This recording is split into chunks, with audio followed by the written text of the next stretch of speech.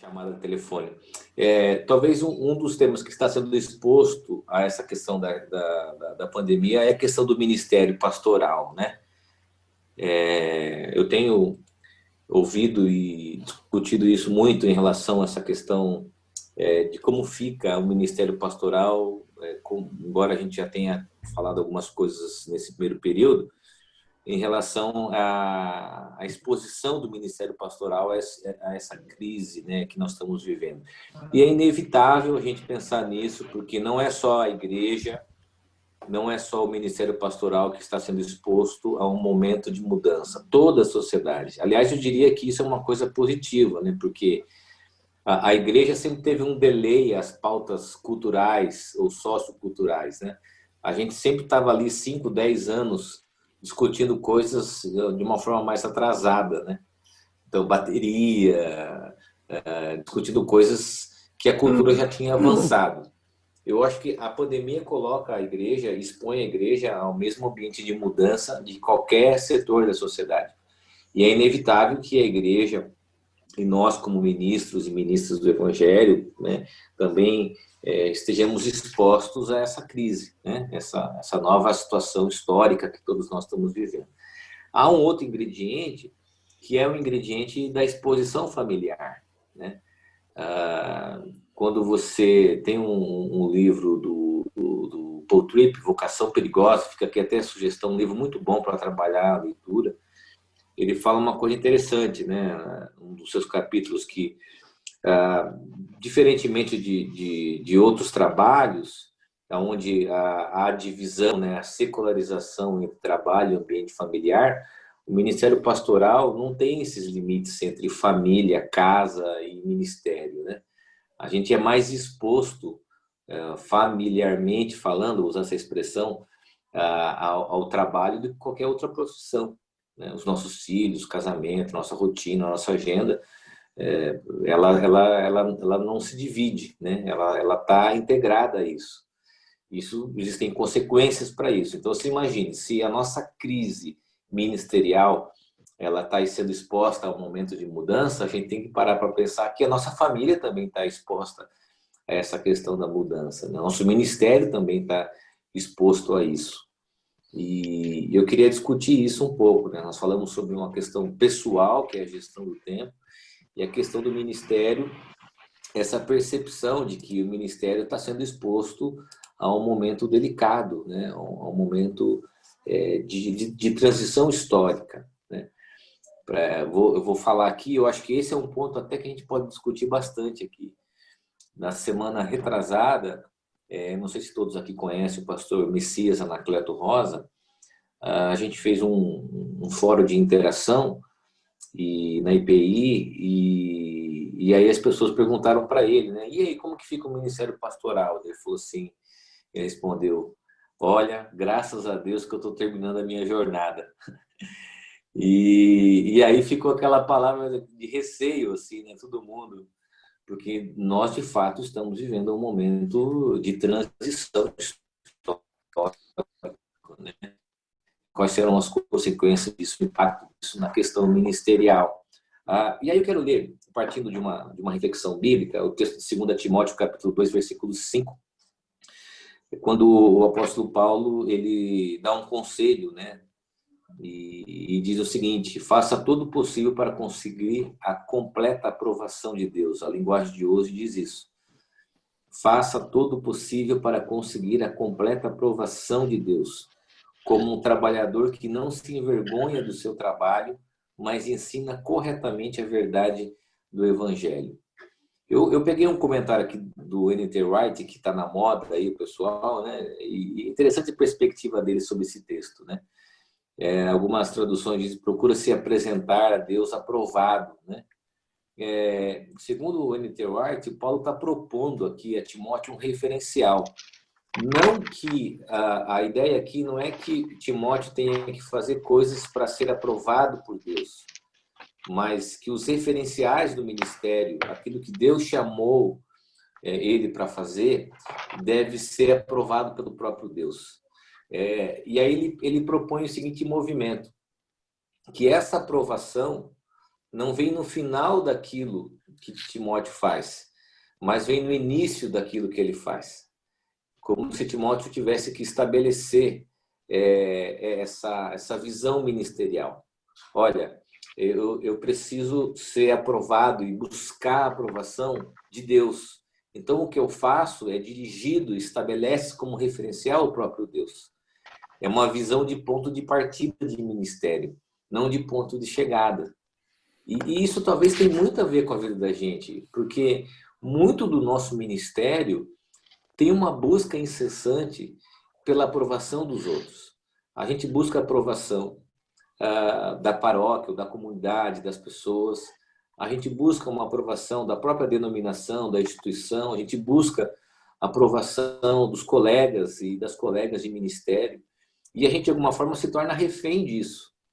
E estabelece isso como uma régua, como uma medida para a nossa vida.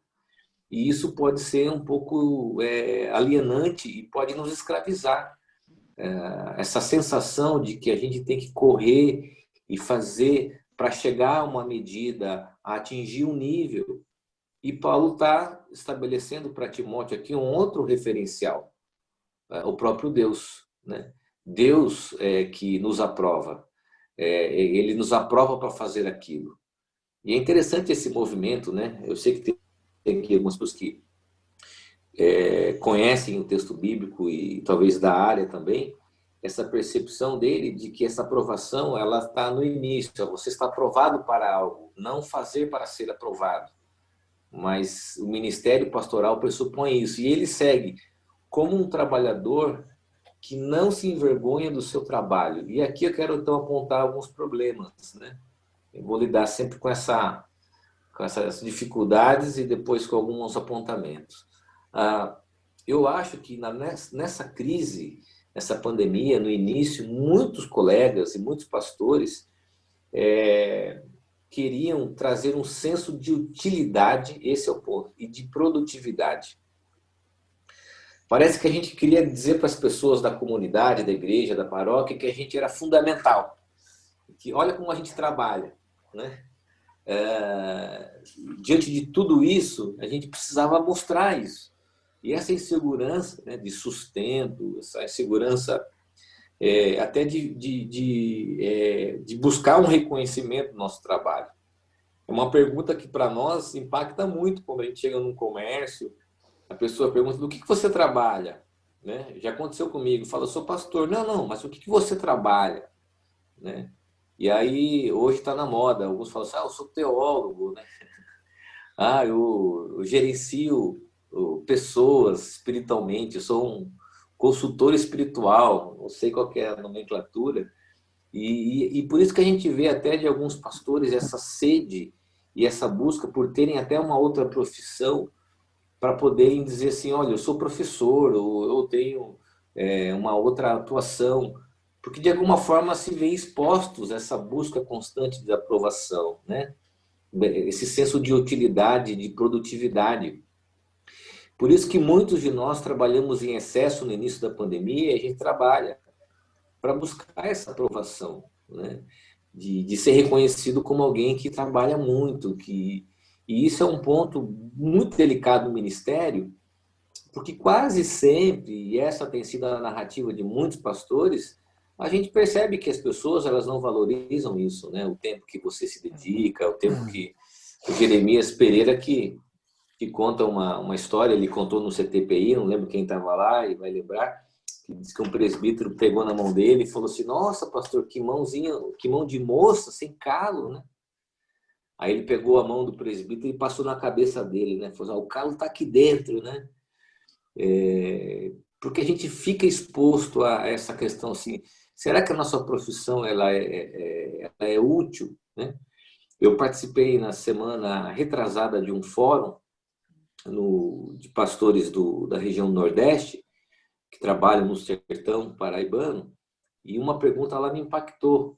O missionário lá perguntou assim se o ministério pastoral era como o sapateiro, ou como essas profissões que poderiam cair em desuso. E ele fez essa pergunta, né? E eu fiquei pensando por que ele fez essa pergunta, né? porque ele tem medo de que a profissão acabe, que o trabalho acabe, e a gente está vivendo essa crise, né? É uma forma. Ah, uma pesquisa que, inclusive, está para sair agora, eu não sei se algum já teve acesso, depois eu posso compartilhar, que pastores estão buscando segunda renda, né? Tem muitos pastores fazendo Uber, muitos pastores fazendo coisas em casa, vendendo comida, e mostra essa instabilidade e essa preocupação que a gente tem em relação a se o ministério pastoral, quanto tempo ele vai durar integralmente. E aí a gente precisa ficar refém disso, né? A gente precisa mostrar para as pessoas que a gente é útil, que a gente é hiperprodutivo, que a gente é essencial. E isso é uma régua perigosa, né? Porque se Paulo está dizendo que o nosso referencial é o próprio Deus, e ele nos aprovou para isso, a gente vai sempre correr dessa busca de estabelecer que ser produtivo, hiperprodutivo, ter um desempenho, e isso é até uma característica da cultura, né? Você é o que você faz, né? E essa é a cultura atual, e a gente se esquece dessa vocação, né? De que Deus nos aprovou para isso. Esse é um ponto, né? O trabalho em excesso. A erva do campo, que hoje floresce. Opa! Esse é um ponto, uma dificuldade que eu vejo, né? Eu quero depois voltar, acho que esse é um tema importante até para a gente discutir. O segundo problema é a virtualização do ministério. Eu acho que a gente tem uma preocupação exageradamente com o que as pessoas veem, com aquilo que elas acompanham dos nossos ministérios. Eu vou falar aqui alguma coisa, por favor, não me levem a mal, com muito cuidado. Eu ouvi isso uma vez de um pastor mais experiente. Ele diz o seguinte, né, que algumas pesquisas falam que a parte das mulheres, quando elas se vestem, né, como elas se produzem, elas se preocupam em como outras mulheres irão vê-las, né? E ele fala o seguinte, que pastor é mais ou menos a mesma coisa. O pastor prega pensando no outro pastor. Ele faz uma programação pensando no outro pastor, no que os outros vão ver como uma pessoa produtiva, bem-sucedida, né? E a internet, ela potencializou isso, porque ela é o espaço onde a gente exibe os nossos troféus. Então lá se tem bastante gente na igreja, se nossos ministérios estão atuando, e essa virtualização trouxe para a gente alguns referenciais equivocados, algumas coisas que são fora da nossa realidade. E isso é muito, muito preocupante. A gente começa a perder a identidade local, a gente começa a perder a preocupação em compreender a cultura local e começa a estabelecer referenciais que não são parte daquela comunidade. É claro que referenciais são importantes, são muito. É claro que você fazer uma pesquisa, você aprender, trazer coisas é fundamental. Isso faz parte de crescer no conhecimento. Mas, ao mesmo tempo, eu começo a perceber que isso é escravizante também. Você entrar nas redes sociais e você ficar vendo o que outros pastores e outras pastoras fazem, que outras igrejas e outros líderes fazem, né? Eu vou dar um exemplo. A primeira vez que eu fui para os Estados Unidos, eu entrei numa mega church, eu lembro de olhar aquilo tudo e eu falar assim, meu Deus, é isso que eu quero, né? É isso que funciona tudo. Olha a iluminação, olha o equipamento, olha as coisas, né? E eu estava com um pastor que é americano, que trabalha no Brasil, e ele viu que eu fiquei muito encantado com aquilo. Eu fiquei assim, falando, puxa, mas eu precisava trazer a minha igreja aqui para ver tudo isso e tudo mais. E aí, na hora que a gente foi embora para almoçar, esse pastor americano falou assim, Caio, deixa eu te dizer uma coisa. As pessoas que estão aqui não são as pessoas que você pastoreia. E a igreja que está aqui não é a igreja que você pastoreia. Se você quiser levar essa igreja na sua mochila, você vai frustrar o seu ministério. Então aprenda, tenha referenciais, mas não leve essa igreja com você. Não leve ela na sua bagagem. E busque entender o que a sua igreja tem na sua localidade o que Deus quer para ela. Aquilo foi uma lição muito importante, ficou essa expressão, não leve essa igreja na sua mochila. É claro que eu aprendi muitas coisas, gestão de voluntariado, organização, fui para lá outras vezes, percebi como que eles trabalham muito bem essa questão de organização pessoal, ministério, excelência, você aprende. Mas a igreja que eu sou pastor não é a igreja que eu visitei lá. E se eu estabelecer aquilo como medida, eu vou me frustrar. Porque eu não vou ter financeiramente condição de ter o sistema de iluminação, o data show, o telão, o som, a banda que eles têm. E aí eu percebo que muito das nossas insatisfações ministeriais nascem de expectativas erradas e de referenciais errados. A gente começa a estabelecer isso e isso, de alguma forma, alimenta a nossa frustração. Alimenta a nossa frustração. Não há uma adequação daquilo que Deus... E a gente não consegue celebrar. Sabe qual é o maior problema? Quando a gente tem um referencial errado, a gente não consegue celebrar as nossas conquistas. Então, a gente chega domingo à noite em casa, em vez de se alegrar que na nossa igreja teve 100 pessoas, a gente fica chateado porque na nossa igreja não teve 600 pessoas como uma outra comunidade. E essa falta de percepção da celebração, do contentamento, ela traz enfermidade para o nosso ministério. Eu falo que é a síndrome do Muricy Ramalho, né?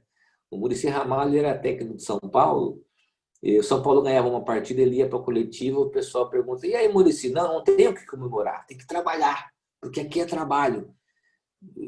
E aí você amarga porque você não celebra, você não agradece, né? Você não consegue ver o que é a sua comunidade, a identidade local e o que Deus tem para a sua vida, né? E Deus nos chamou e Deus nos aprovou para o nosso ministério, para aquilo que Ele tem para nós, não para aquilo que é do outro. E a gente, como pastor, a gente criou essa cultura de estabelecer referenciais equivocados, medidas equivocadas. E isso, para a gente, cria uma angústia muito grande, né? E aí eu quero dizer o seguinte, referenciais equivocados potencializam as nossas frustrações e não nos permitem celebrar as nossas conquistas, né? Aí o Joel, você tem uma pergunta quando puder? Vamos lá. Bom dia, Caio. Eu acho que dentro disso que tu colocas, dessa questão de muitas vezes a gente acreditar que a gente vai conseguir alcançar todo mundo com a nossa igreja, ou mesmo com aquilo que a gente está fazendo, o Tim Keller, ele coloca algo interessante que me ajudou muito a entender um pouco essa visão e até trabalhar isso no meu ministério, quando ele trabalha a questão de contextualização no livro Igreja Centrada, que ele disse que dificilmente uma igreja conseguirá contextualizar o evangelho de uma maneira que ela alcance toda a cidade, ou todo o público da cidade. Quando a gente transfere isso para a internet também, às vezes a gente acha que a gente vai conseguir, com a nossa maneira de ser igreja, alcançar todos os públicos, né? E ele vai trabalhar que, na verdade, a partir do momento que eu consigo contextualizar a mensagem, ou eu me torno uma igreja relevante para um determinado público, isso significa que talvez para outro público eu já não consigo.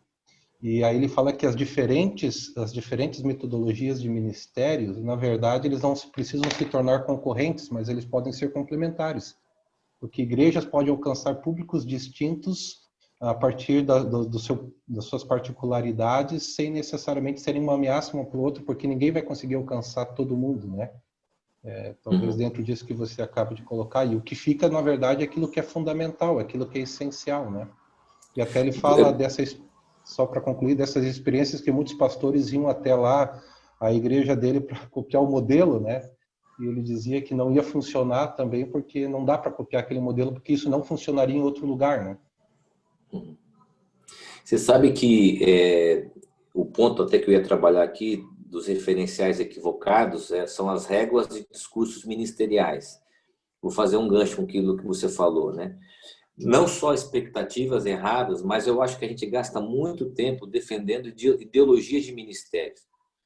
Então, modelos são importantes, estratégias são importantes, mas às vezes a gente absorve aquilo não como uma ferramenta, como uma identidade. E aí a gente gasta muito tempo do nosso ministério defendendo essa identidade ministerial, essa linguagem ministerial, né? A IPI sofreu muito na década de 90 com os movimentos carismáticos que tinham lá a identidade da igreja em célula, né? E eu tive uma experiência interessante, porque eu lembro, quando eu era mais novo, que isso causou algumas divisões na igreja, alguns cismas, né? E um dos expoentes dessa discussão dos cismas, tal, que era o que trazia a visão do G12, da célula e tudo mais, recentemente eu peguei na internet um conteúdo dele falando mal da célula, ele está numa outra visão. Aí eu falei assim, cara, esse cara, ele gastou tempo da vida dele, e eu conheço ele pessoalmente, porque tenho laços familiares com ele, e eu comecei a fazer assim para ele, puxa, esse cara... Daí, de repente, eu olhei e falei, cara, eu me vejo assim. Antes de criticá-lo, eu também, muitas vezes, passei defendendo ideologias de ministério, modelos de ministério, achando que a minha vocação era isso, sem entender a contextualização, a adaptação, e entender que os modelos de ministério são ferramentas, não um fim em si mesmo. Então, não só olhar para o outro ministério, o pastor, e falar, cara, eu quero ser como ele,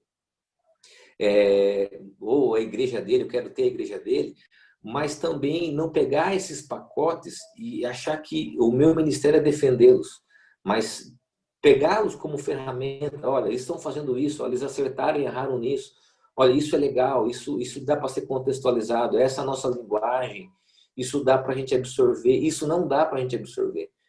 Porque senão a gente levanta uma bandeira que daqui a alguns anos a gente vai olhar para trás e fala, meu Deus, eu gastei tanto tempo nisso, né? E isso não foi produtivo para mim, isso não trouxe sentido para mim, né? Eu lembro que quando eu comecei a plantar aqui a nossa igreja, eu queria muito a igreja nos meus referenciais, do meu estilo de música, naquilo que eu tinha visto como modelo de plantação, e no momento que eu soltei essas cordas, e eu permiti, e eu me vi como uma tampa, como um líder tampa, que eu estava limitando a identidade da igreja local. E eu comecei a me fazer, a exercitar esse espaço. Então, assim, eu entendo que a pandemia também nos coloca diante da nossa própria comunidade, de entender o que é ela. Quando o Zico fala que a gente deixou de ser palestrante, eu acho que uma das coisas boas também é isso. A gente começou a olhar para a nossa comunidade, a perceber o que ela é, a identidade dela, das pessoas, né? E aí eu quero somar essa questão das regras de discursos morais e ministeriais, dizer que isso também é preocupante. A gente precisa estabelecer uma relação saudável com isso. Senão a gente se sente oprimido, né? A gente se sente insatisfeito, a gente nunca vai valorizar, né? Aquilo que a gente é. É claro que se eu falar para você que você precisa ter um pouco de autoestima, você precisa ter um pouco de vontade, de crescimento, claro que tem que ter, mas compreendendo aquilo que Deus quer de você, o que Deus me chamou, né? E qual é a minha vocação. Se Ele me aprovou para isso, considerando aquilo que eu sou e considerando aonde eu estou, né? Porque se eu querer ter o ministério do outro, eu vou ser sempre frustrado com aquilo, né? Ele ter essa narrativa do outro, eu vou ter sempre essa frustração.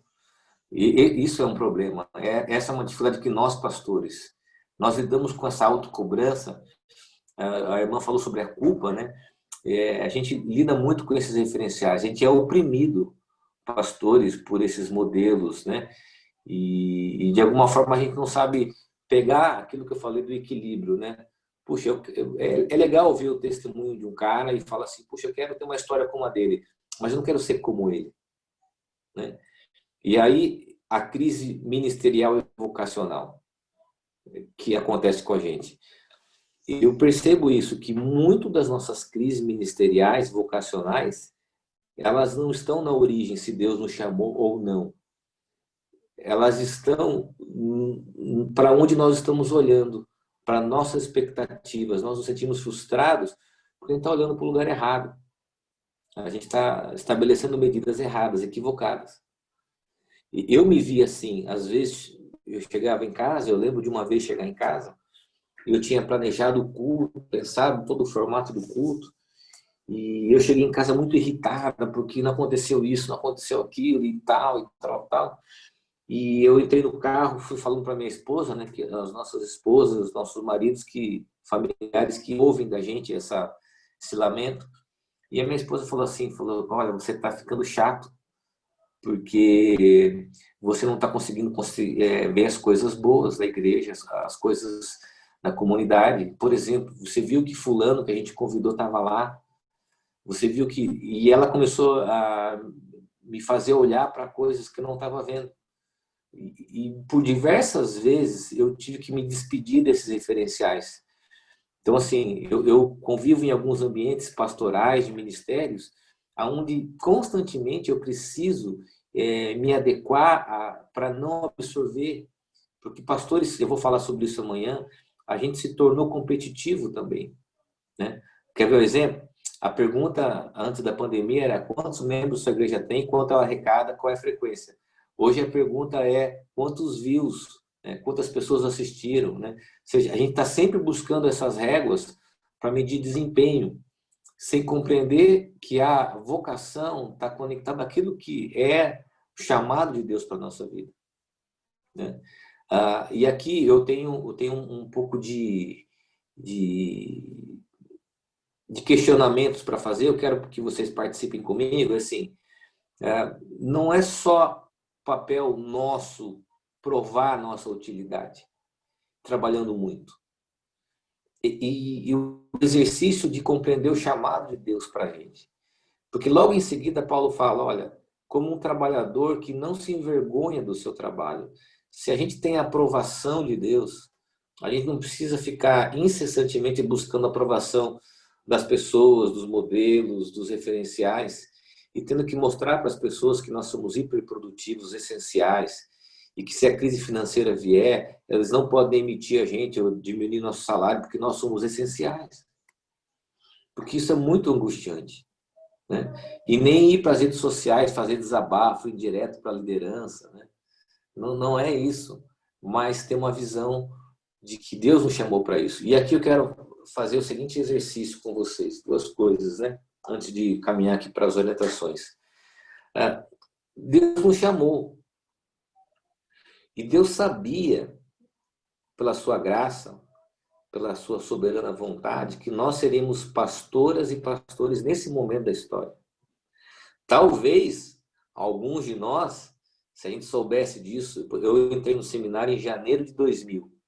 Se eu soubesse disso no primeiro dia de aula, o professor chegasse e falasse assim, olha, em 2020 vocês vão viver uma das piores crises da humanidade contemporânea, vocês vão viver isso, isso, isso. Talvez alguns, não, eu não vou fazer faculdade de teologia, não, integral ainda, não, eu vou para uma profissão mais estável, né?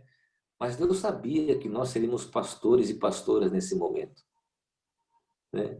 Eu até brinco que nós estamos como no período do Deutero Isaías, né? A gente pegou aí um período do pré-exílio, mas agora no exílio também, né?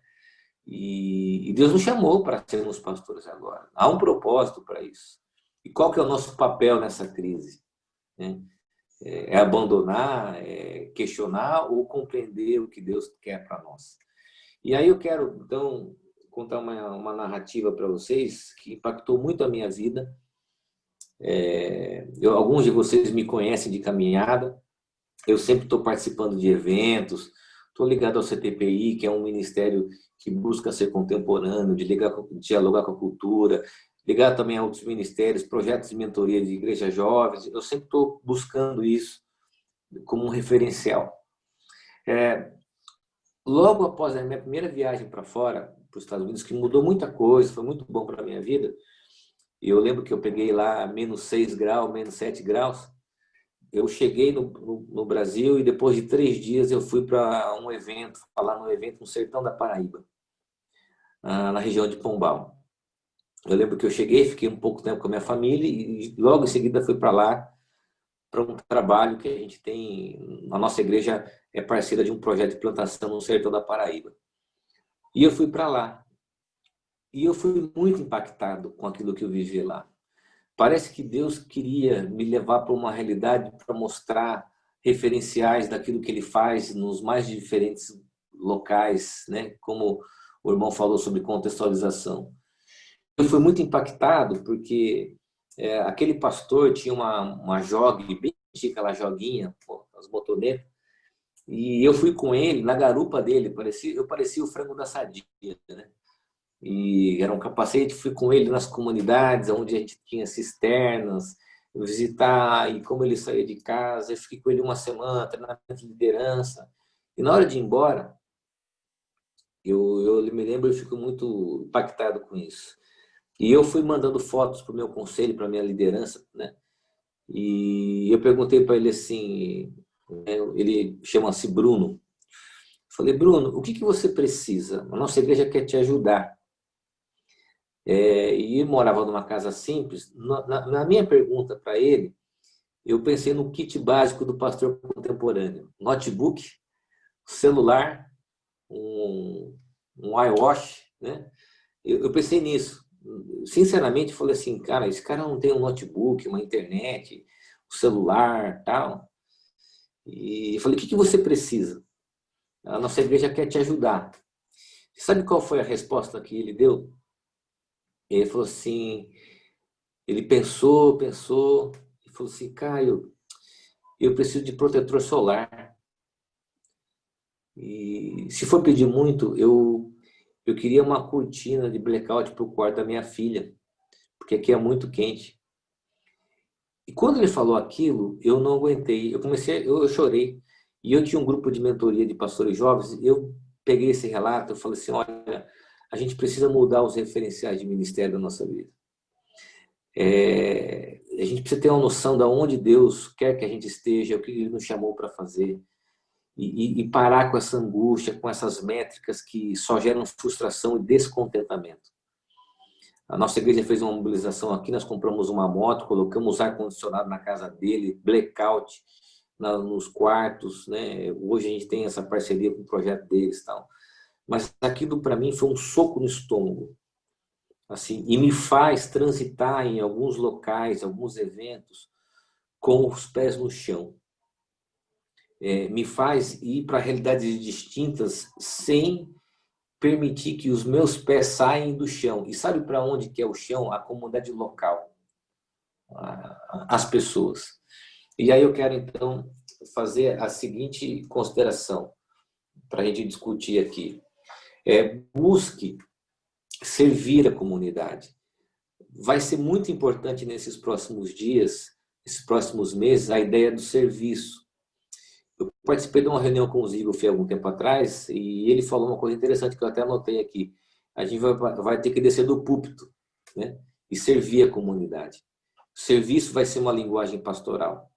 Eu tenho dito que vai ser preciso o casamento da palavra missional com a palavra diaconal. Missional no nosso discurso e diaconal na nossa prática. Defina de forma muito clara quais são os seus papéis e responsabilidades. Chame sua liderança, né? Aproveitar que as plataformas digitais, discuta com eles o que cabe a você. Né? Qual que é a sua definição de papel, o que você precisa fazer no seu ministério. Um outro ponto, inclua pessoas em suas atividades. Incluir pessoas é demandar, né? E rever os modelos de liderança que a gente tem, centralizador, ou modelo, às vezes, muito, que eu posso dizer aqui, de muita cobrança. Eu vou falar uma coisa que eu disse no início aqui, mas é um cuidado, tá? Eu trabalhei muito tempo fora da igreja, e eu percebi que eu encontrei no ambiente de pastores, alguns pastores que sonham em ser executivos, estão no lugar errado. Ao mesmo tempo que eu vejo pastores que não têm nenhum tipo de noção do que é uma vida profissional, eu vejo pastores com uma demasiada necessidade de um discurso de mundo corporativo para dizer para as pessoas que entendem do mundo corporativo. Isso é desnecessário. É desnecessário. Você precisa ter um modelo de liderança saudável, bíblico. Né? Então, inclua pessoas nas suas atividades. Um outro ponto, segmente suas ações. A gente tem falado muito sobre segmentação. O que é segmentar? Você fazer coisas devidas a cada área, segundo as suas responsabilidades, segundo aquilo que é esperado de você e da necessidade daquela área. Invista seu tempo no cuidado, nos vínculos com as pessoas. É muito importante você investir nisso. Vínculo, cuidado, relacionamento. Faça steps pequenos. O que são steps pequenos? É você dar passos pequenos. Eu tenho o hábito de fazer todo ano, e alguns de vocês já participaram aqui, do encontro de planejamento pastoral, né? De séries temáticas. Então, a gente planejava o ano inteiro. A pandemia ensinou, são steps mais curtos agora, nesse período. Planejar quinzenalmente, mensalmente. Né? Antes, olha que coisa maluca, né? Quando você falava antes da pandemia que você planejou 5, 10 anos, você era um cara extremamente organizado. Puxa, olha, ele fez um planejamento estratégico para a igreja dele de 5, 10 anos. E aí, se alguém chegasse para a gente antes da pandemia e falasse que fez um planejamento de 6 meses, você falasse assim, rapaz, que cara desorganizado. Agora, na pandemia, se alguém chegar para a gente e trazer um planejamento de 6 meses, a gente fala, puxa, que cara prudente, olha como ele é sábio. Você vê como que a percepção muda, né? Então, steps pequenos. E foque naquilo que é essencial e relevante. Não deixe que a hiperprodutividade coloque necessidades e demandas, por exemplo, como as virtuais. E deixa eu dizer o seguinte, a internet possui demandas intermináveis. Intermináveis. As pautas e as discussões do ambiente virtuais são intermináveis. Deus não nos chamou para ficar respondendo post em tempo real. Claro que a internet é uma linguagem, é um posicionamento, a gente pode até falar isso num outro momento. Mas as pautas virtuais, elas são intermináveis. E se a gente viver de acordo com essas pautas, a gente não vai ter possibilidade de desenvolver um ministério essencial e relevante. E olha que interessante. Eu fiz uma pesquisa para a Secretaria de Evangelização. Nós vamos ter um evento. E eu lancei a pesquisa perguntando para os pastores e pastoras, missionários e missionárias, quem eles gostariam de ouvir nesse período de pandemia. E aí eu coloquei algumas sugestões, né? De perfil, não coloquei nomes. Você sabe o que deu maior? Pastores experientes. Queriam ver pastores experientes. E os nomes que foram sugeridos, a grande maioria, não eram pastores com desempenho na internet.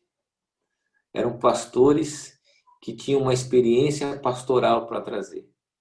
Na última conferência do CTPI agora, a gente ouviu lá pastores como Ricardo Barbosa, pastores como Armando Bispo, e não na conferência, mas na pré-conferência, pastores como Samuel Costa.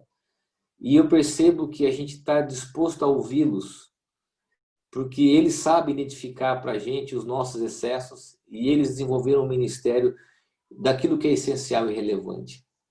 Então, a proposição, eu quero aqui abrir, tem um outro ponto que eu quero destacar aqui para a gente discutir, é a gente aproveitar esse momento da pandemia para também redefinir o nosso ministério pastoral, redefinir os nossos referenciais, redefinir aquilo que nós compreendemos enquanto vocação e chamado para a nossa vida e para aquilo que Deus quer de nós. Né? Esse é um ponto. E aí eu quero discutir com vocês o seguinte, eu tenho lido bastante sobre o que vai ser do ministério pastoral. E a grande pergunta é, será que haverá um ministério bivocacionado, alguns chamam de ministério parcial? Será que vai haver o ministério integral? Existem várias discussões a respeito disso, a gente pode até conversar um pouco sobre isso. Mas o que eu acredito é que Deus nos chamou para esse momento da história. E eu não sei se vai ser parcial ou se vai ser integral. Mas eu sei que Deus me chamou para ser pastor nesse momento. E Ele me aprovou para isso. E é isso que eu queria, então, compartilhar com você e discutir também um pouquinho com você. Quero ouvi-los também. Vamos fazer assim, quem gostaria de falar, levanta a mão ou abre o microfone e faz a pergunta, ou faz o comentário.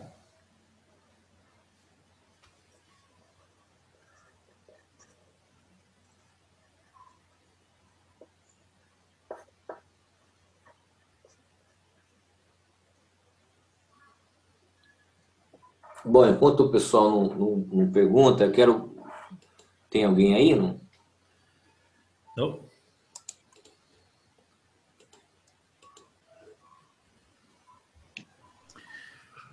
Eu queria, sobre esse assunto de hoje de manhã, eu queria falar duas coisas.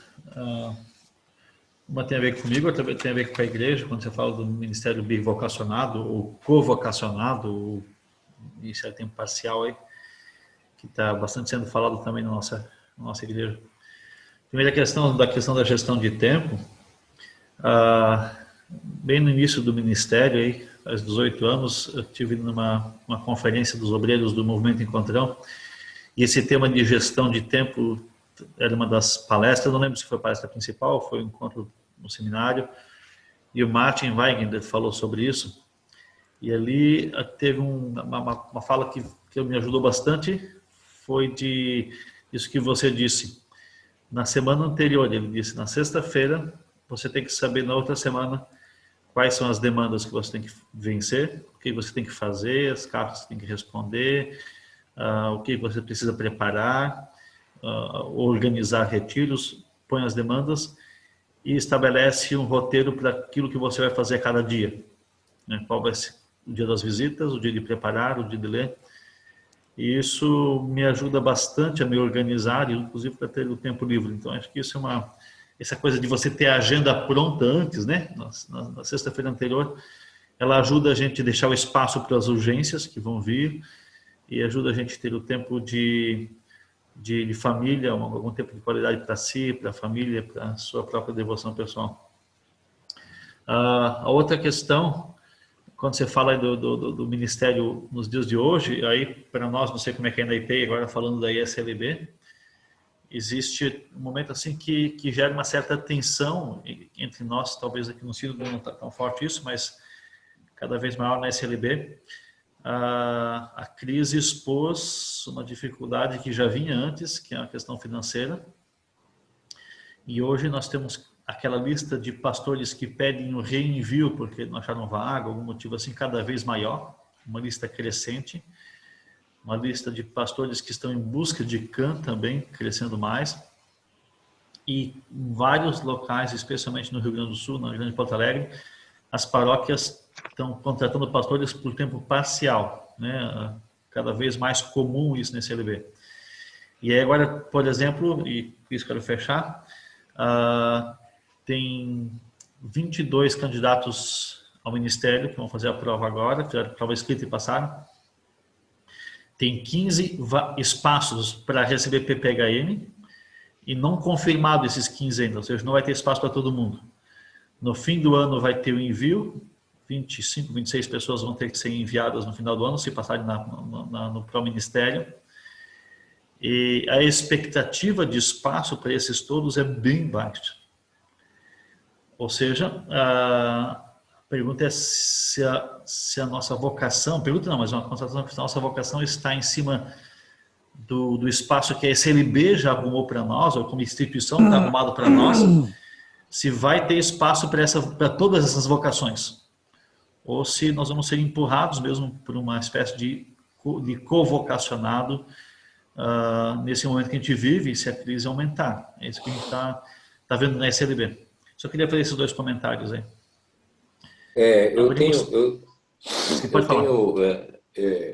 Vou colocar aqui duas coisas para considerar, que eu tenho...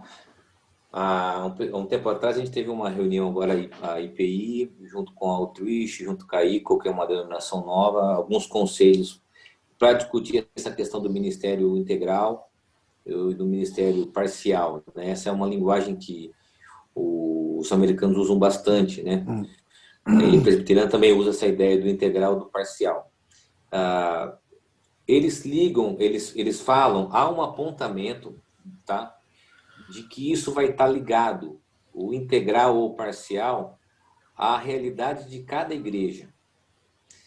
Para eles, igrejas grandes, elas vão ficar mais dependentes dos ministérios integrais, porque elas vão aumentar as suas demandas, e vai haver também, e essa vai ser uma dificuldade, crise nas pontas das igrejas pequenas, E essas igrejas menores, elas vão caminhar para o ministério parcial. Então, na cabeça deles, essa é uma reflexão importante. A decisão entre o ministério bivocacionado ou parcial, o ministério integral, vai estar ligado também à realidade de cada igreja. Eu vou dar um exemplo assim, você vai ter igrejas que vão precisar de mais pastores, porque elas estão crescendo, igrejas maiores. Mais igrejas menores que vão sofrer pelo modelo institucional, por uma série de fatores, elas vão optar por sobrevivência ao ministério parcial. Então, eu acho que nesse ponto a gente precisa depois discutir o papel da instituição nesse equilíbrio, porque vai haver um desequilíbrio. Já está havendo, eu falo pela IPI, né? Quem sofreu mais, já está sofrendo a crise da pandemia, são as igrejas menores.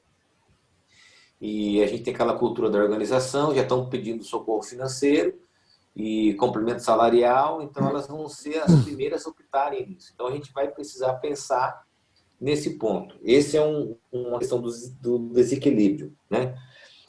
Um outro ponto que a gente precisa parar para pensar vai ser o impacto da crise nas nossas comunidades. Elas vão redimensionar valores. Vou dar um exemplo do que seria isso. Um exemplo de amigos. Por exemplo, eu tinha um amigo que antes da pandemia a igreja aprovou comprar um telão de LED de R$25 mil. A igreja tinha aprovado em janeiro.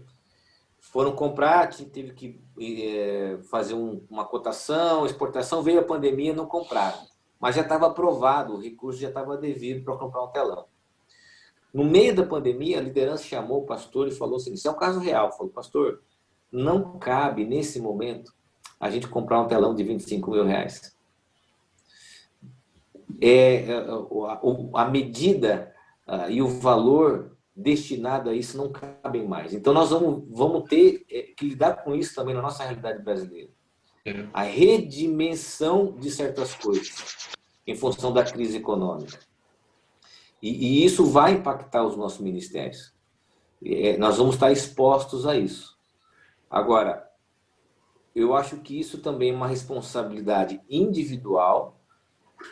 Eu terminei essa palestra, como falei, e já teve pastor que falou assim, e agora? O que eu vou fazer? Né? Eu acho que a grande dificuldade é porque muitos dos ministérios de forma integral, não tem espaço para captação de recurso extra.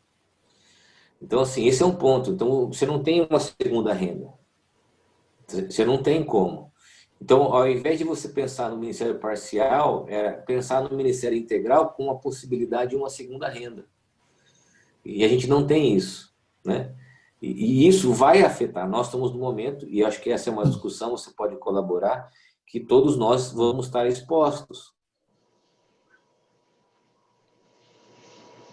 Ok. O Ziegler levantou a mão? Caio, talvez você possa nos ajudar. Você está numa igreja histórica como nós. O que a gente percebe, havia algumas, eu vou dizer diferente, os últimos 10 anos, a última presidência da igreja, ela se notabilizou pela organização técnica e burocrática da igreja. Se criou regulamentos para tudo. Tudo é regulamento, tudo está previsto em algum regulamento, e foi bom porque organizou a casa, mas engessou de tal forma a igreja que acaba, digamos, travando o avanço da igreja em algumas áreas. Por exemplo, criação de novos ministérios e assim por diante. Por exemplo, Florianópolis, ou a grande Florianópolis, tem 1 milhão de habitantes, e nós luteranos não somos 1 milhão, não somos 1% da população. Tem muito espaço, por exemplo, aqui para plantar igreja, mas só nesse aspecto é muito burocrático, custa caro, e os problemas, de algum modo, vêm de cima por causa de toda essa burocracia. Por outro lado, o Joel mencionava a questão do PPHM. por que é que as paróquias e os pastores não querem PPHM? Porque o negócio ficou tão burocrático que o pastor tem mais coisa que fazer na vida do que ficar preenchendo um monte de relatório, um monte de coisa que acaba dificultando o processo. E a gente percebe, de parte da direção central da igreja, uma certa dificuldade para discutir certas coisas. Por exemplo, estão discutindo há meio ano, desde que começou a pandemia, se pode ou não pode fazer ceia, entre aspas, virtual, e não conseguiram resolver até agora, até que aqui todo mundo resolveu fazer a revelia do que a direção da igreja diz. Entende? Quer dizer, uma dificuldade para avançar, porque a estrutura que se criou é muito pesada.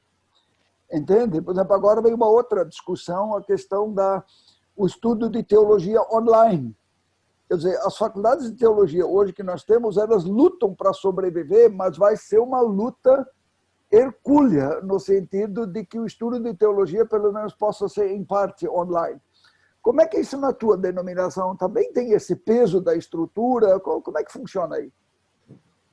Eu vou até sugerir, tem o livro do Neil Osborne, eu vou pegar aqui, peraí. Eu acho que vocês já viram, Igrejas que Impactam, né? Eu discordei um pouco da tradução, porque na tradução Stick Team, né? que é Igrejas que Dão Liga, a sequência do livro dele, quer dizer que o nome dele em inglês, depois eu vou procurar. Stick Church, igreja, em inglês é Stick Church. Stick é uma gíria que é o que cola, a igreja que tem cola, a igreja que tem unidade, né? Esse livro ele fala sobre a questão do enrijecimento da igreja, as mudanças. E olha só, Zico, eu vou falar até um pouquinho sobre isso amanhã, mas eu vou adiantar. Nós estamos hoje na sociedade falando sobre 3 palavras: readequação, readaptação e ressignificação. As instituições elas vão precisar passar por isso, para que elas tenham o quê? Senso de utilidade e flexibilização. E aí a gente olha para as nossas igrejas, a gente não percebe isso. A instituição ela é rígida. Então, eu acho que essa flexibilização e esse senso de utilidade vai ser colocado à prova agora. Na IPI, a pandemia acelerou algumas coisas positivas. Por exemplo, nós já tínhamos o IAD, né? A pessoa faz o curso de teologia, IAD, e depois ela faz, junto com o presbitério, o acompanhamento e das suas atividades eclesiásticas. Então, eu tenho, por exemplo, na nossa igreja aqui, 4 seminaristas. Eles estudam em IAD, mas trabalham na igreja local. Então, eles desenvolvem as atividades na igreja local. O IAD já estava aprovado. Aprovou-se a ceia online com uma série de orientações, né? Otimizou algumas decisões, como reunião de conselho e liderança online, ata sendo aprovada online. Então, ajudou nessa flexibilização, né? Mas, em alguns pontos, ainda demorou. Vou dar um exemplo. A eleição de oficiais. Eles estão discutindo ainda isso aí, como que vai ser. E aí os mandatos estão aspirando, os oficiais, presbíteros, diáconos, e aí está com um problema, porque eles não decidiram ainda se vai poder fazer uma eleição online ou não. Eu acho que, de fato, a igreja ela erra na medida que ela perde o senso de utilidade e flexibilização. Tem um livro, que é o Dossiê Sagrado, do Peter Berg, que ele fala isso, né? Que a igreja tem uma capacidade, as instituições religiosas, de transformar os meios em fins, né? Em sacralizar processos, né? E exatamente isso que nós estamos vivendo agora. A igreja vai precisar dessacralizar alguns processos, Igor, para ela continuar viva, né? Se ela não dessacralizar esses processos, aquilo que é fundamental e essencial, ela vai enrijecer, ela vai quebrar. Como já está quebrando. Por exemplo, nós temos as igrejas pequenas já estão gritando, já não conseguem mais se manter, né? Nós vamos ter no próximo período muitas igrejas pequenas fechando, né? Porque não vão conseguir, enrijecidas pelo processo e se não flexibilizarem.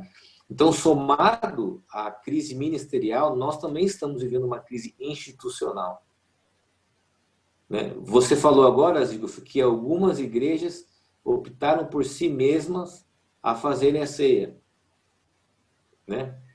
Isso já não é uma rachadura na instituição, se vocês pararem para pensar. Isso deve fazer com que a instituição flexibilize algumas coisas, né? Se ela não flexibilizar, se torna uma rachadura. E a gente vai precisar pensar nisso. Eu quero só colocar um ponto aqui sobre essa questão do ministério.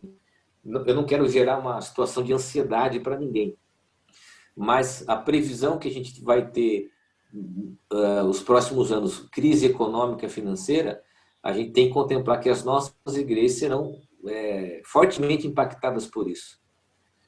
E aí eu vou usar o dossiê sagrado de novo, Zygmunt. Ele fala que as crises econômicas abalam as instituições rígidas, né?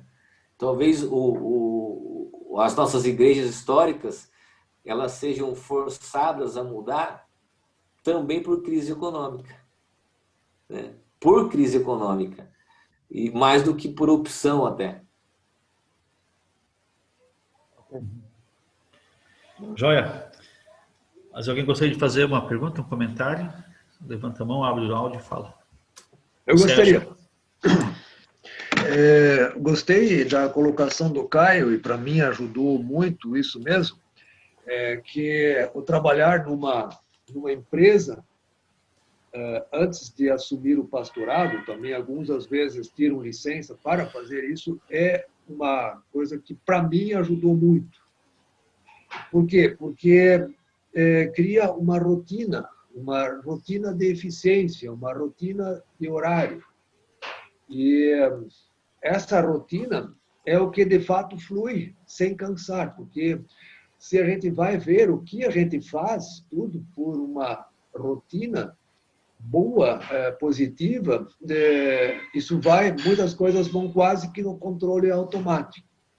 E isso é o que vai produzir.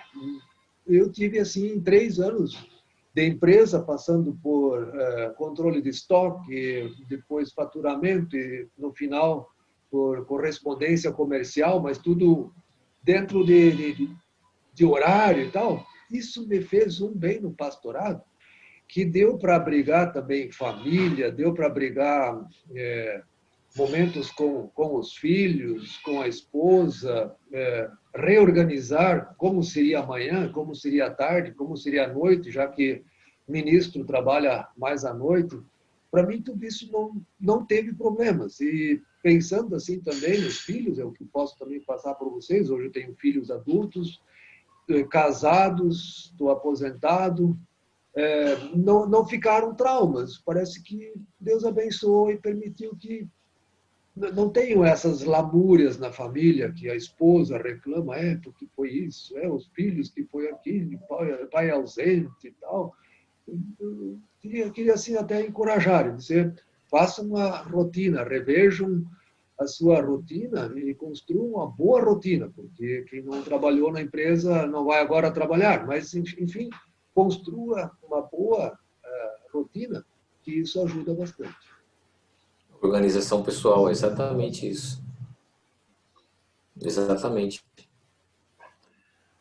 Obrigado, Caio. Eu que agradeço a sua participação. Ok. Alguém gostaria de falar uma coisa? Vamos manter o foco, pessoal. Isso aí, obrigado, Caneca, por manter a ordem do negócio aí, né? Não, Caio, eu acho que em relação àquela fala do Marcos, do Zigo, eu acho que a gente encaminhou, né, para esse lado na manhã de hoje, até naquilo que o Joelson falou também, né, da questão ali do perfil da igreja. Lembrou uma leitura do Bosch, que eu acho que, né, a maioria aí já fez essa leitura, ou fez e refez ao longo de muito tempo, mas tem uma das partes que ele vai fazer uma leitura de Atos, e ele faz essa leitura a partir do movimento de Jesus, fazendo essa tensão, né, apresentando essa tensão entre movimento e instituição, né?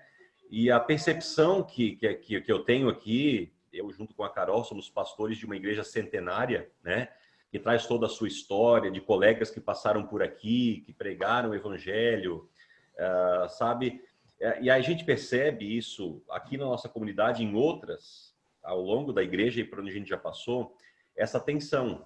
E a gente percebeu, e a fala do Ziegfeld é uma leitura muito interessante, eu acho que bem assertiva, quando ele fala que a gente teve nos últimos anos, mais do que nunca, uma institucionalização da igreja, né? E isso acabou gerando burocracia. E essa burocracia vai acabar sempre, né? A burocracia na igreja ou em qualquer outro lugar é uma clara questão e uma mostra de que ela está se institucionalizando. Ela deixou de ser movimento e ela vai se tornando mais institucional, né? E isso vai acabar gerando rotina, vai acabar gerando, né? A rotina também vai acabar gerando segurança. E aí esses nossos planejamentos que a gente tem de longo prazo demonstram também essa institucionalização. A questão de se tornar uma instituição é algo bom, só que ao mesmo tempo vai engessando. E de repente a gente percebe como ISLB, né, falando da nossa denominação, que, por exemplo, não fez parte dela uma linguagem de plantação. A plantação das igrejas aconteciam há muitos anos atrás, e o que se tinha de novas comunidades eram pontos de atendimento, né? Então a institucionalização da igreja acabou fazendo com que a gente perceba essas coisas. A fala do Marcos é interessante, que ela mostra também o quê? Que os nossos estudantes de teologia, né, hoje em dia, e eu lembro do meu tempo também, e eu fui até desrecomendado por professores, pela maioria deles, de estudar teologia na faculdade e de, nos finais de semana, estar fazendo alguma coisa em comunidade, né? A gente era desrecomendado fazer esse tipo de coisa. Por quê? Porque o tempo agora é de preparo, é de estudo, porque vocês vão se tornar teólogos. E aí uma fala anterior que se tinha era aquela, né? Não, você está estudando para ser pastor, não para ser um teólogo, não para ser alguém da instituição.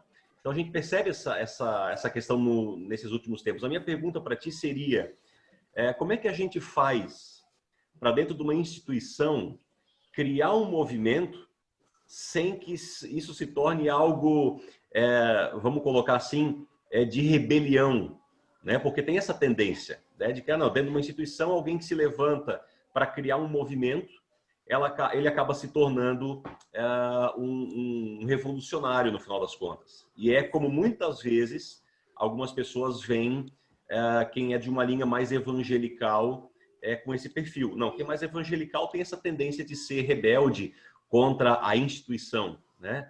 Então, a minha pergunta iria nesse sentido, tá? Se pudesse aí falar alguma coisa, né? Eu vou só sugerir um livro para vocês, chama Cortina Rasgada, do pastor Matias Quintela. É uma tese de mestrado dele, que o subtítulo é Inclusão de todos os crentes nos ministérios do povo de Deus. Ele estuda o período da igreja, a partir da igreja de Atos até a institucionalização do quarto século. E esse é um tema reformado, né? Sacerdócio universal de todos os crentes. Quando a gente fala de ministério bivocacionado, parcial, eu acho que uma oportunidade que nasce com isso, nessa crise toda, é o resgate do sacerdócio universal, né? Eu acho que esse é um ponto. A gente pode aproveitar a pandemia para resgatar a participação comunitária. Essa é uma questão.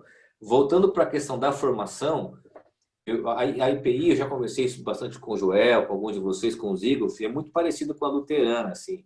A gente tem, parece que sempre duas possibilidades. Ou você tem um movimento mais carismático, ou você tem um movimento liberal que é fortemente conservador na liturgia. É liberal na vida e conservador na liturgia. E quando eu fui plantar uma igreja, eu não me via nenhum dos dois lados. Eu não me via no movimento carismático, que na IPI tem muito forte, especialmente no norte do Paraná, sul de Minas, quase que muito parecido com a Assembleia de Deus, assim, um movimento carismático forte. Eu não me via nisso, mas os liberais me identificavam como carismático e os carismáticos me identificavam como liberal. E eu estava ali no meio, né?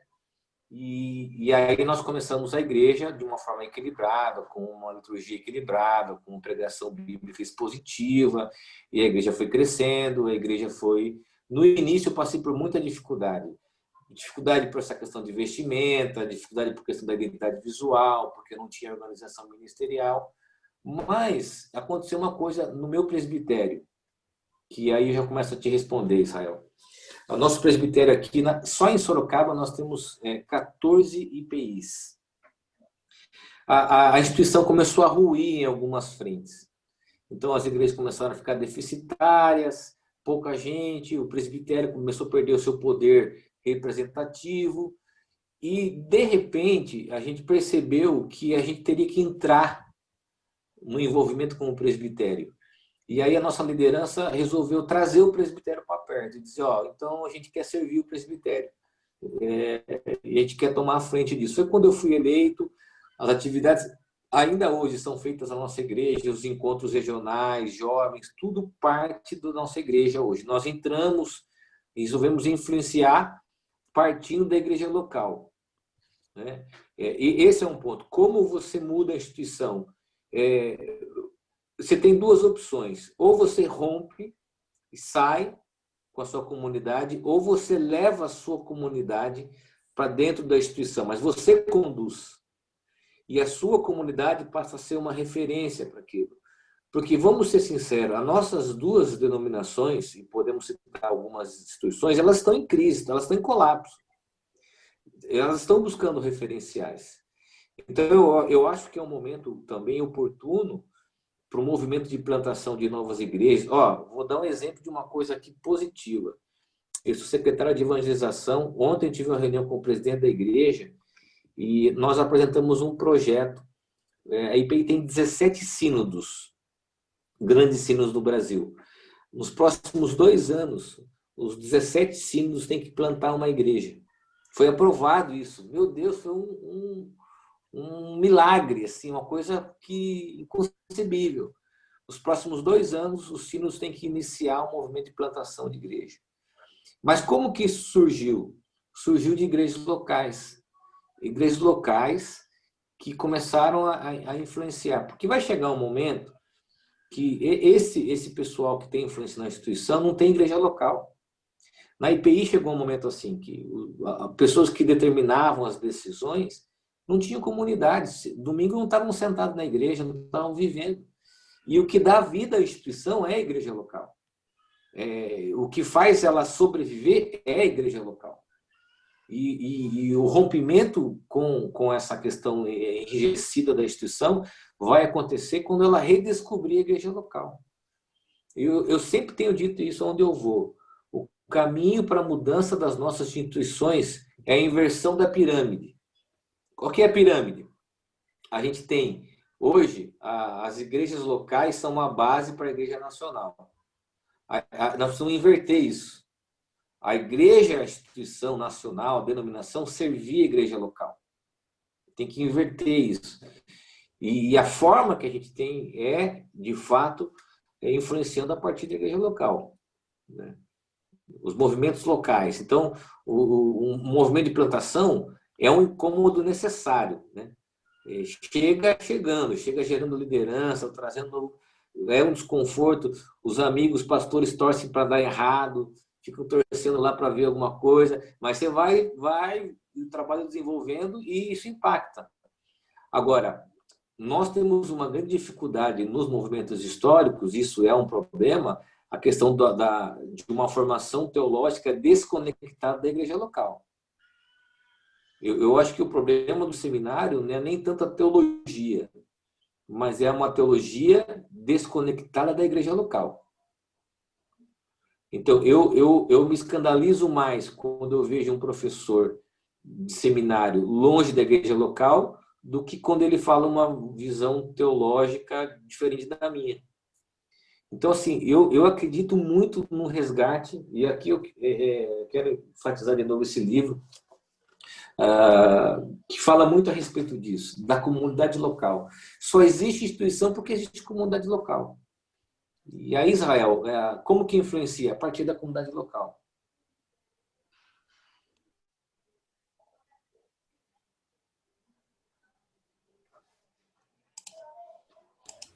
Nós temos ainda mais 5 minutos, talvez ainda, quem sabe, uma pergunta, uma colocação ainda, e a gente faz a pausa, faz o encerramento para hoje. Pode ser?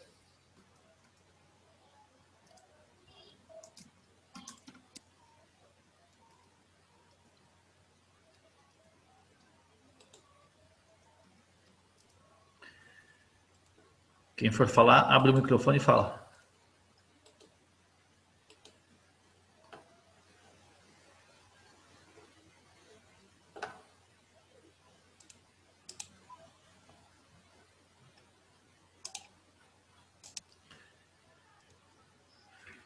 Muito Como bem. eu havia falado, nós planejamos. Pode falar, Daniel, pode falar. Como eu havia falado, nós planejamos muito, mas esquecemos de regulamentar o que nós pensamos em fazer. A gente se perde muito no ideal que a gente sonha em chegar, mas esquecemos de regulamentar quais são as ações, por mais simples que elas sejam, para chegar àquele objetivo. E para isso é necessário você pensar no tempo, que é limitado, extremamente limitado que nós temos. A gente não pode se perder nessas 24 horas que nos são disponibilizadas. E no trabalho pastoral também é isso, né? Precisamos regulamentar, tendo em vista que as pessoas têm certos horários e nós também temos certos horários. E onde nós podemos chegar a, digamos, poder contar com a ajuda dessas pessoas para que a gente possa tornar o nosso serviço mais eficiente. Isso é fundamental também, a regulamentação desse planejamento. Exato. O processo, né, de como que você estabelece, de fato. Joia. Gente, amanhã nós vamos retomar aqui, de novo às 8 horas a sala está aberta, às 8h30, em 2 períodos novamente, e aí a gente fecha esse tempo de formação. Obrigado, Caio, por essa primeiro dia da nossa formação teológica aqui entre ministros. Eu agradeço. Joel, também, se você, alguém quiser o contato do WhatsApp para algum livro que a gente citou aqui, alguma coisa, a gente também disponibiliza. E bom estar com vocês aqui, bom encontrar o pessoal aí, né? O Israel, o Johnny está quietinho aí, muita gente que eu já conheci, o Fabrício também. Então, forte abraço para todo mundo aí. Então, um abraço. Sim, amanhã então a gente volta às 8h30. Quem quiser o contato do Caio Batista, me manda, pede, olha, me dá o contato que eu passo para vocês já. Depois do material que tiver, a gente vai juntar tudo e vamos mandar por e-mail para todos vocês também, quando tiver, depois da atualização, tá? Quem sabe o Diomar podia encerrar conosco orando nesta manhã, pode ser? E a gente se encontra amanhã de novo daí. Às 8 horas a sala está aberta, já no mesmo link, tá? Tem que abrir o microfone, Diomar.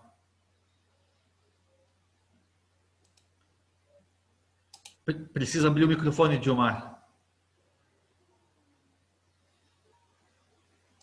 Agora sim, né? Isso.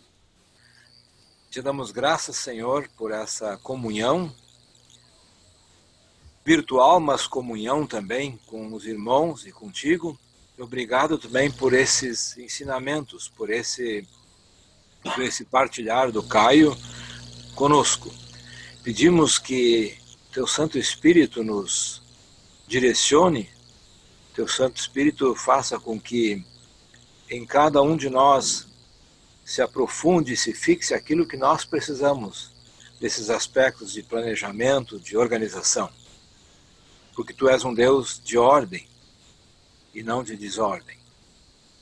Dá-nos a Tua graça, guarda-nos até amanhã e, Senhor, aprofunda também a nossa comunhão contigo e uns com os outros. Te agradecemos e pedimos isso em nome de Jesus Cristo. Amém. Amém. Muito bem, irmãos. Até mais. Bom almoço. Até amanhã. Para todos. Bom almoço e bom trabalho à tarde.